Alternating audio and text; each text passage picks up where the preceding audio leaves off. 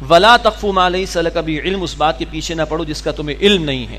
تو قرآن تو کافروں سے کہتا ہے، اہل کتاب سے، ہاتو برہانکم ان کنتم صادقین، یہ تمہارے جو بھونڈے عقیدے ہیں، تم سمجھتے ہو کہ عیسیٰ خدا کے بیٹے، معاذ اللہ، دلیل پیش کرو.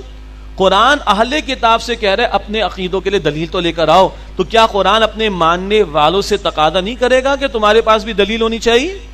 تو بھائی دین کو سیکھنا چاہیے، دلیل ہونی چاہیے میرے آپ کے پاس. آج کیسی کیسی ہم بات کرتے ہیں، آنکھ پھڑک رہی تو یہ ہو جائے گا، ہاتھ میں کھجلی ہو رہی تو وہ ہو جائے گا. اور اپنی گاڑیاں چیک کر لیجئے، بہت ساری گاڑیاں پارکڈ ہیں باہر، کالا ریبن کیوں لگا ہوا ہے گاڑیوں پر؟ کیوں لگا ہوا ہے؟ ہاں، بچے کا جوتا کیوں لٹکا ہوا ہے؟ یہ بچا لے گا کیا گاڑی کو چوری ہونے سے؟ استغفر اللہ. اللہ کو ماننے والوں کی گاڑیوں کا یہ حال ہوگا؟ چیک کیجئے اپنی گاڑیوں کو، کیا کیا لگا ہوا ہے ہم نے اس کے اوپر. گھوڑے کی نال لگائی ہوئی گھر کے دروازے کے بعد، یہ بچائے گا تمہیں؟ استغفر اللہ.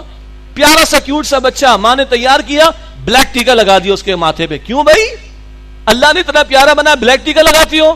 ارے پڑھو قل اعوذ برب الفلق، پڑھو قل اعوذ برب الناس، دم کر دو اس کے اوپر. اللہ کا ذکر بچائے گا، نہ کہ کالا ٹیکا بچائے گا. ہے کہ نہیں؟ یہ کیا کر رہے ہیں ہم لوگ بغیر دلیل کے؟ ہندوان اور رسومات سے کچھ لے لیا، جاہلوں کے یہاں سے کچھ لے لیا. تیرا 13 فلور نہیں ہوتا، ایسے ہی ہے نا؟ ہمارے بھی 13 کا ہندسہ منحوس، پتہ نہیں کیوں. 13 کی تیزی ہوتی ہے، پتہ نہیں کیوں سفر میں.